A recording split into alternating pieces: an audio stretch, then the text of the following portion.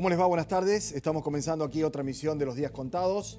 Hoy, naturalmente, con información que va cambiando a medida que transcurren las horas. Yo diría los minutos, ¿no? Ustedes vieron en el programa recién cómo Marcos Peña avanza como en el juego del estanciero, ¿no? Y esto del estanciero no tiene ninguna analogía en el caso de Peña, o puede serlo. Avanza 2 casillas y después retrocede 1, ¿no? Hace una conferencia de prensa en la que sostiene que se está estudiando o que está sobre la mesa el incremento de los impuestos para los viajeros, subir a un 15%, empezar a estudiar el tema de la manera de controlar la salida de dólares a través del turismo, que fueron varios cientos de millones. No se atreve a hablar de cepo porque es una medida más de Kicillof que de Duhovne, eventualmente esto de contener los dólares, ¿no? Parece que cuando volvió a su despacho tenía varias llamadas, algunos WhatsApps y algunos apuntes sobre ¿qué estás diciendo, Marcos? Si a los que le estás diciendo que le vamos a grabar los impuestos son nuestros votantes. Si los 50.000 argentinos que se fueron a Rusia, si uno punteara el padrón, habrá visto que por lo menos el 80% es gente que nos votó a nosotros. Marcos, ¿qué estás haciendo? Eso le dijeron, ¿no? Y tenía varios de esos mensajes. Entonces tuiteó. Qué bueno lo de las redes sociales, ¿no? Porque si no hubiera Twitter tendría que llamar a otra conferencia de prensa un poco más tarde y sería medio absurdo que si dio una hace 15 minutos, a los 5 minutos llame, o a los 20 o a los 30 a decir, miren, la verdad que lo del impuesto, hagan de cuenta que no lo dije, ¿eh? Estamos viendo si alguno por ahí puede decir que hay algo más alto, pero la verdad es que con lo que ya está, ya está. Y ahí lo pararon a Marcos Peña, ¿no? Esto de ensayo y error, que en algunos casos me parece que es una estrategia, en otros casos me parece que es producto de la falta de calle, de territorio, de política, porque esto en las empresas se puede hacer. Con un memorándum, con un correo interno, vos le decís a alguien, mira, paga tanto, y después le decís, no, paga menos. Esto en las empresas, los CEOs, que es un gobierno de CEOs, es una práctica casi, diría yo, habitual y consagrada, incluso de ejercicio dinámico, ¿no? Decir y desdecir. Ahora, hay una situación peor que esa, que es cuando uno no se da cuenta, o en todo caso cuando hay un clima que en torno a esas situaciones genera un grado, creo yo, de mesianismo, más que de convicción, porque está desprovisto de sustento lógico, de basamento teórico, y fundamentalmente, y este es, creo yo, el elemento distintivo de los dirigentes, sean sociales, sindicales, políticos, que es el sentido común. Ayer a la noche, en el programa de Joaquín Morales Solá, donde se siente muy cómoda, donde evidentemente está muy bien tratada, y no tendría que ser de otra manera desde ya, Elisa Carrió dijo esto que ustedes van a escuchar y que fatalmente hay que poner en el aire, aún a riesgo de, ya vimos esto otra vez, que digan ustedes en casa, porque para cualquier periodista que haga actualidad, en la agenda diaria, una persona de estas características, que obtuvo más del 50% de los votos en la ciudad de Buenos Aires, que se cree efectivamente la madre de la República, la garante de un sistema democrático institucional, que piensa salir a hacer una campaña por el país diciendo hay que bancar a Macri, yo le preguntaría a Macri si él cree que eso lo va a ayudar. Decía esto en televisión sin que se le moviera la quijada ni le temblara el pulso. Sé que hay una desesperanza, yo sé que el impacto es sobre salarios. La primera recomendación que le hago a la clase media y media alta, de propinas. Aunque le cueste, haga la changa. Hay más de 2 millones o 3 millones de personas que viven de esa changa. ¿Está? Y a veces nosotros cuando nos ajustamos, lo primero que dejamos es dar propina. Esto va cortando un círculo, me pasó con los cartoneros en Itatí en el 2001, este esfuerzo solidario. Bueno, esto es una definición, ¿no? Filosófica, ideológica, de pensamiento, de pertenencia de clase. Esto de un consejo a la clase media alta, de propina. Yo te doy, es decir, yo soy magnánima, yo soy bueno. Mire, desde hace muchos años, y mal que les pese a muchos, o que nos cueste reconocer por otras cuestiones, ¿no?, que tenemos con el peronismo, desde que hubo peronismo en la Argentina, el tema de generar igualdad de oportunidades, fundamentalmente, estuvo en manos del Estado. Usted me dirá, bueno, pero Irigoyen, Palacio, las leyes, sí, el pensamiento, en buena hora, que sean de distintos orígenes ideológicos, pero en términos de derechos sociales, como dice la marchita que Perón ha establecido, el que hace eso, de equiparar, de igualar, de dar oportunidades, es el Estado.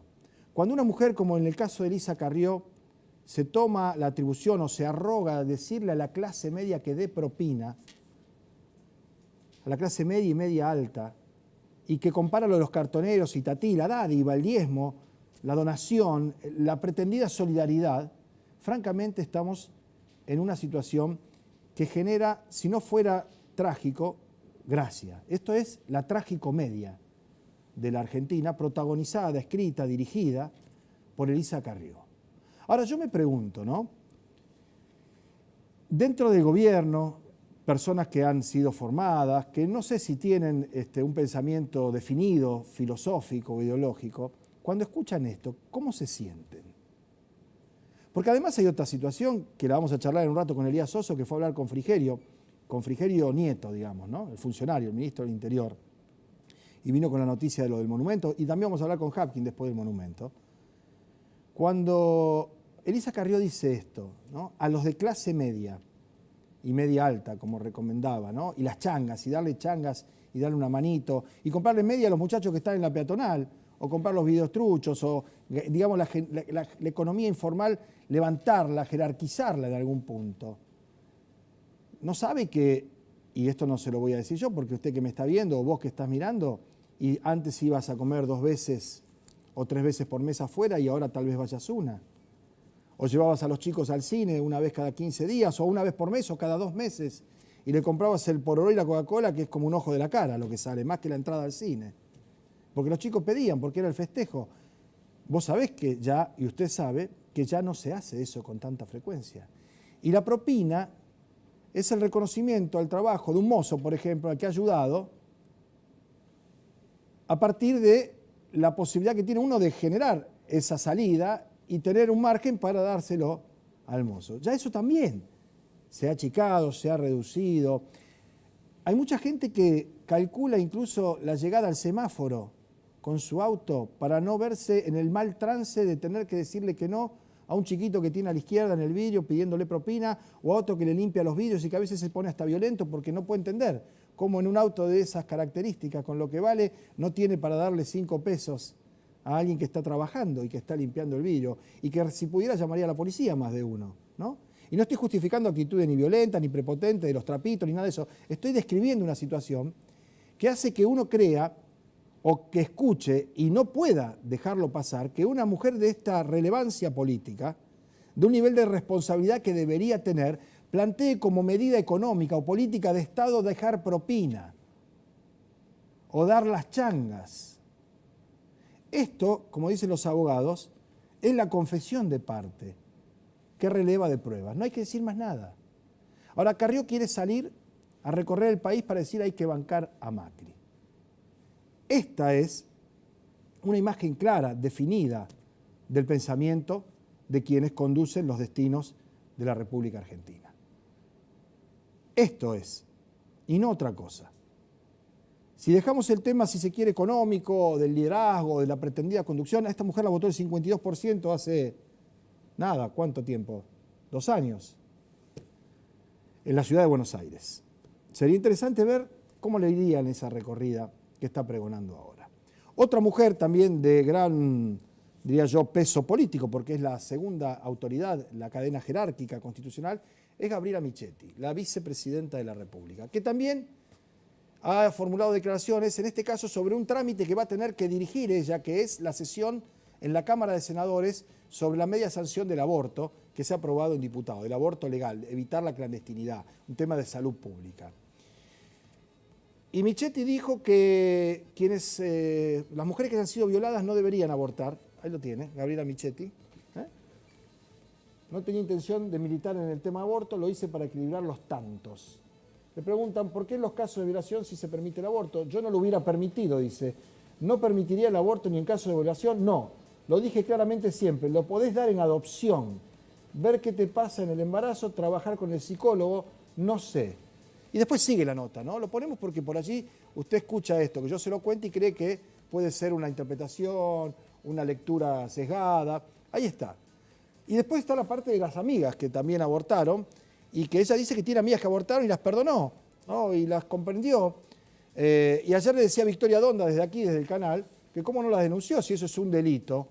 Ella es partícipe del delito o encubridora en el mejor de los casos. Es decir, mire cómo habrá estado la cosa, que un diputado de su propio partido, el que fue el miembro informante en la Cámara Baja para conseguir la media sanción que finalmente se obtuvo, le contestaba de esta manera a una mujer que más allá de sus convicciones religiosas, de su pensamiento, de su pretendida moral, o de su moral, saco el pretendida, me corrijo, es profundamente ignorante. Escuche. Está bueno tener la oportunidad de estas declaraciones de la vicepresidenta para aclarar algunos puntos, ¿no? Porque en definitiva, sobre todo lo que tiene que ver con el aborto por causa de violación, es una legislación que en Argentina está regulada desde 1921, es decir, el Código Penal actual lo prevé desde hace 100 años. Imagínate lo que estamos hablando, ¿no? 1921, en Argentina en ese momento las mujeres no votaban, no podían ser candidatas, no tenía la patria potestad de sus hijos, y así todos los diputados y los senadores de ese momento, que eran todos hombres, porque había una sola mujer en el Congreso, le dieron la posibilidad a la mujer de que pudiera abortar en causa de una violación. Por lo tanto, de alguna manera, poner en cuestión o en duda, o por lo menos cuestionar ese artículo, me parece que es un retroceso y la verdad yo no coincido. Bueno, muy bien, ese es el diputado Lipovetsky de Cambiemos, ¿no? Desde 1921 que eso está contemplado en la ley como una perspectiva de aborto no punible, ¿no? Michetti no lo sabía. Y no lo sabía porque no le interesa. Y no le interesa porque la clase social a la que pertenecemos, soluciona, entre comillas, ese tipo de problemas con dinero, con contactos, con situaciones que pueden manejar. Cosa que no ocurre en los casos de mujeres jóvenes, de mujeres pobres, de mujeres sin preparación, aunque acá se revela que el paso por la universidad no garantiza, no vacuna, no inmuniza contra la ignorancia, ¿no? Entonces, claro, en 1921, y lo decía bien Lipovetsky, no había ni una sola mujer en la Cámara de Diputados. Y los varones diputados decidieron que había que hacer algo, que había que contemplar, que había que trabajar el tema como una cuestión de salud pública y cuidar a la mujer que había sido violada y no someterla otra vez a una violación, obligándolo a conseguir o a continuar con un embarazo. Bueno, esta es la vicepresidenta de la República, es la que va a tener que conducir el debate en la Cámara de Senadores, en donde, como bien dijo ayer una de las participantes de ese foro, en el que concurrieron actrices, pensadoras, militantes, dijo que, claro, que el problema es que no es que hay senadores indecisos, hay senadores calculadores, hay senadores oportunistas, hay senadores que están viendo qué les conviene y no lo que deben hacer, ¿no? Pero bueno, siempre es mejor saber que no saber. Y como decíamos antes, nos parecía importante en el comienzo del programa poner estos testimonios en el aire, porque ayuda a entender lo que está pasando y cómo los estamos pasando los argentinos a estos tiempos. La pausa, cuando volvamos vamos a hablar con Elías Soso, después está también Pablo Hapkin. Nos quedamos hasta las 2:30 de la tarde. Ya venimos.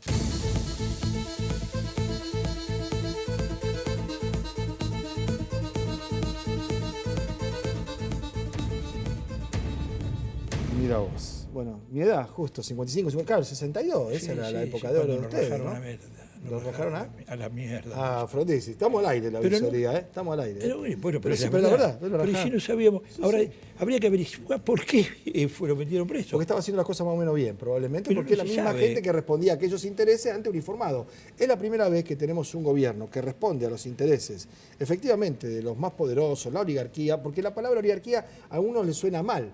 Pero ¿cómo se define a quienes tienen miles y miles de hectáreas, concentran su poder, evaden impuestos, después lo blanquean, después reaparecen?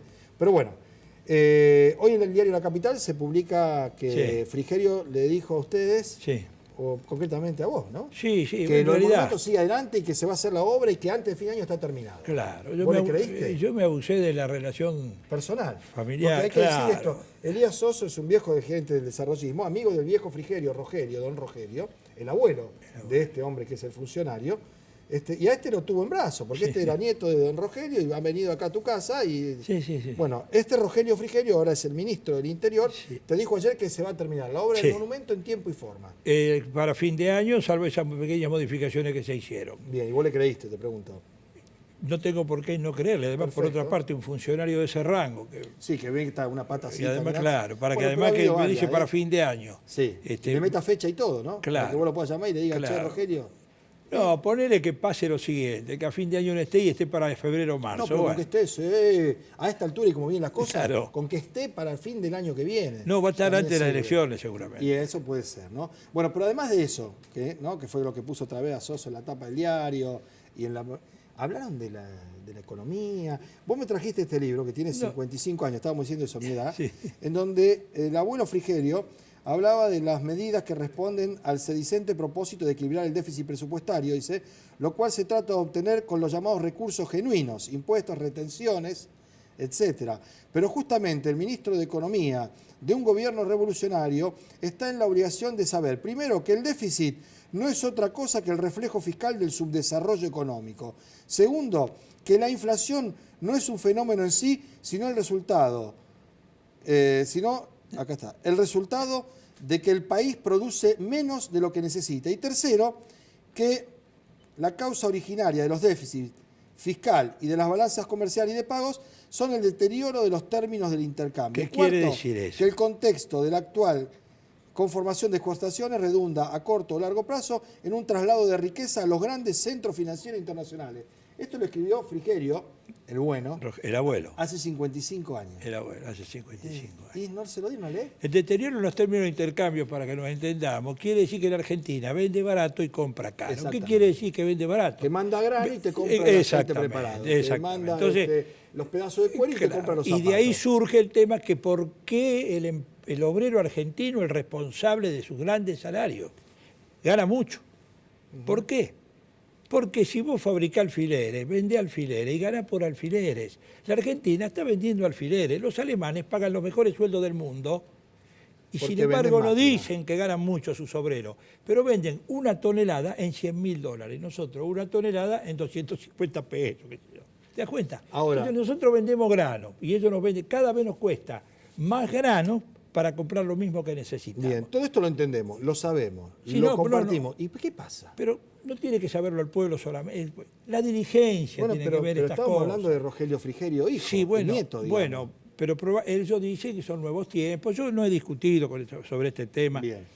por razones obvias. Porque No, está además, bien, pero con el aparte padre yo no te quiero conversé, con el forzar padre de él a una conversamos situación mucho, personal sí. complicada, pero digo, acá, ¿saben lo que está pasando? Esta es la pregunta inicial. Pablo, bueno, ese es el tema. Es que están, lo grave es que están convencidos de que van bien. Es un microclima, digamos. No sé, porque que este lo es que el acabo de rumbo. escuchar acá, pero yo digo, el mejor aporte, Pablo, que le podríamos hacer y que le hace desde estos programas, Esta es la idea. es el de conocimiento de la realidad. O sea, el verdadero amigo de la estabilidad democrática en el país somos los que le decimos, cuidado que acá hay barro, cuidado que está el abismo. Y los que están cerca le dicen, va todo bárbaro, esto con el tiempo se va a reciclar, y lo tienen al borde del abismo, le dicen, da un paso adelante, y el tipo se muere. Claro, ahora ¿qué hacemos cuando no quieren escuchar?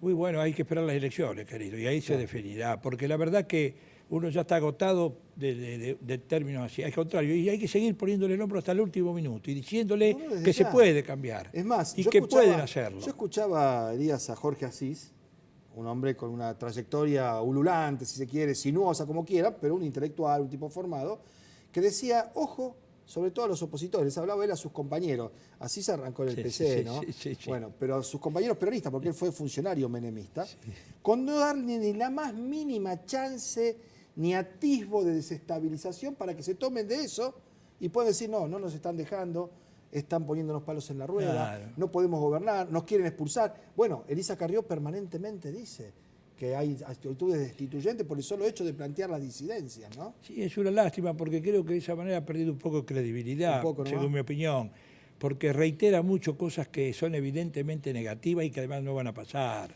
¿Cuál es Pero el bueno, cuadro? lo mismo ¿Cuál es pasó en el la cuadro? caída cuando Sí. Isabel. Faltaba poco para que hubiera elecciones y el golpe de Estado ese era premonitorio. La caída de ese golpe de Estado fue la preparación de lo que Por le eso pasó yo al país, prefiero lo no hablar de nefasto. eso, yo prefiero cumplir los Está plazos bien, no, constitucionales bueno, sí. y en alguna medida tratar de corregir algunas cosas sí, para se que puede, se sí. llegue del mejor modo posible. Bueno, en ¿no es primer cierto? lugar, acá hay una sangría enorme en la Argentina. Y la sangría está vinculada con los créditos internacionales.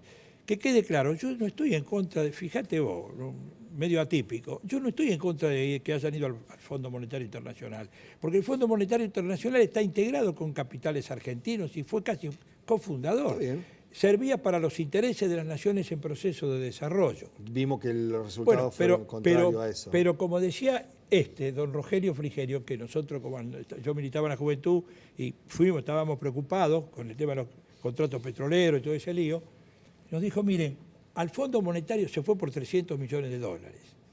Se va con un plan económico de desarrollo y los tipos que quieren cobrar los intereses, porque ellos son usureros, quieren que vos le garantices que le paguen los intereses. Si el plan es bueno, aunque te dicen no hay problema.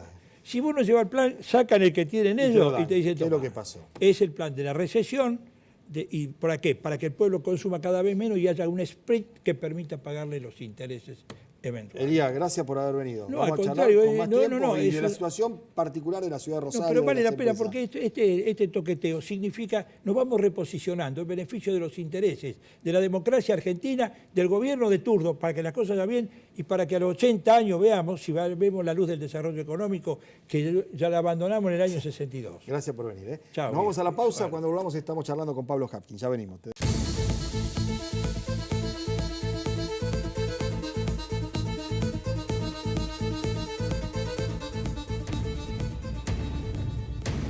Bueno, muy bien. Gracias por venir, Pablo. Un gustazo. Tenemos poco tiempo ahora. La semana que viene o la otra me gustaría hablar de política, de proyección, de algo de lo que hablamos con Soso acá también, ¿no? De cómo sostener para que se llegue sin problemas a lo que corresponde, que es la expresión popular, ¿no?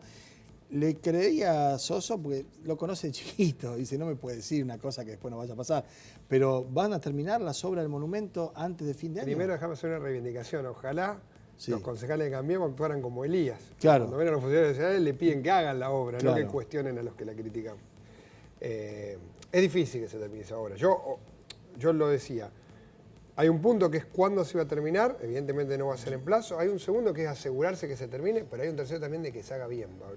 Claro. Y lo que ha sucedido hasta acá es no solo que se hizo el 30%, Se incumplió, sino que lo que se hizo se hizo que mal. ese 30% no se hizo de acuerdo al pliego y es muy visible, es muy a la vista. Hoy uno ve gente trabajando, poca, es una licitación de 9 millones de dólares Mucha en su plata. inicio. Claro. Y además lo único que uno puede ver que se ve mejor el monumento, que es el hidrolavado de la torre, no estaba en el pliego. Y hasta te diría, es bastante discutible en materia de preservación hidrolavar. Sí, no me imagino que ese alguien mármol, hidrolave no, una pirámide, pero bueno, no. el monumento No, pero a la bandera erosiona, tiene- ¿no? Claro. Pero bueno, nosotros en este caso, lo quiero decir, lo que queremos es que la obra se termine. Yo prefiero no tener razón y que se termine. Sí, claro. Y ojalá toda la ciudad se movilice y yo lo agradezco mucho a Elías que aprovechando esa relación le insistió, porque a lo mejor eso hace que se le ponga atención a lo que está sucediendo con esta obra. Bien, en términos, digamos, de relación entre la ciudad de Rosario y la nación, ha habido una serie de contratiempos y de retrocesos, por ejemplo, lo del Metrobús, sin ir más lejos últimamente. Algunos de los funcionarios que venían y prometían ya ni siquiera están en sus cargos, ¿no? ¿Cómo imaginás el año y pico que queda de gestión en esa relación, teniendo en cuenta que Rosario, que la provincia de Santa Fe, es en alguna medida un caso atípico en el contexto nacional, ¿no? Por su extracción política, por sus gobernantes? Complejo, Pablo, porque de la obra pública prometida no venimos bien. Ayer salió la noticia de los jardines de infantes, uno en Emilio Galvez. Sí, la etapa Rosario 2 era eso, ¿no? Ninguno de los 8 que se iba a hacer. Todos los anuncios, y hoy se súper confirmaron de algún modo, es que va a haber una fuerte restricción a la obra pública. Así que creo que va a ser un momento donde va a cobrar mucho valor. La obra pública se está generando a partir de la provincia y del municipio. Tengo poca expectativa, te vuelvo a insistir, porque hasta acá no hemos tenido mucho, no se terminó la circunvalación, la obra del monumento. Hay algunos avances, sí, en algunos programas de vivienda y en algunos barrios, pero sobre que el ritmo no es alto, todos los pronósticos que eso se va a recortar. Entonces, permitime ser bastante escéptico en relación a que tengamos mucho aporte del gobierno nacional. Y en otros temas, como el de transporte, ni siquiera en lo que habíamos acordado que se cumpla. Esperamos, sí, que se implemente la SUBE. Te diría que eso es un tema muy importante para la ciudad, que espero yo se cumpla, está anunciado para noviembre. Bien, la otra cuestión está relacionada con, como decía antes, ¿no? La perspectiva de un año y pico por delante, en donde a partir, calculo yo, de la primavera más o menos, vamos a tener ya gente pensando en lo que puede llegar a ser la oferta electoral, ¿no? Y en ese sentido se atraviesa o se cruza con la actividad legislativa, por ejemplo, en el Consejo Municipal. Y mal que mal, si uno revisa cuál ha sido el comportamiento, los resultados de las votaciones, se ve una reiterada concurrencia, digamos, de votos simultáneos de los concejales del PRO con los concejales del oficialismo. ¿Qué puede pasar de aquí en adelante para algunas ordenanzas que se trabajarán? No, Pablo, yo creo que el escenario es abierto, este es un consejo mucho más plural. Como lo dijimos, yo creo que funciona mucho mejor en esa pluralidad. El tema, obviamente, pues hay temas donde hay sectores que tienen la libertad de no tener responsabilidad de gobierno y entonces Sí, y pueden se hacerlo posicionan de mejor manera y quienes estamos frente a responsabilidad de gobierno, que siempre tenés que resolver la situación en un contexto económico muy difícil. Pero creo que no, que digamos, la lógica implica buscar alternativas.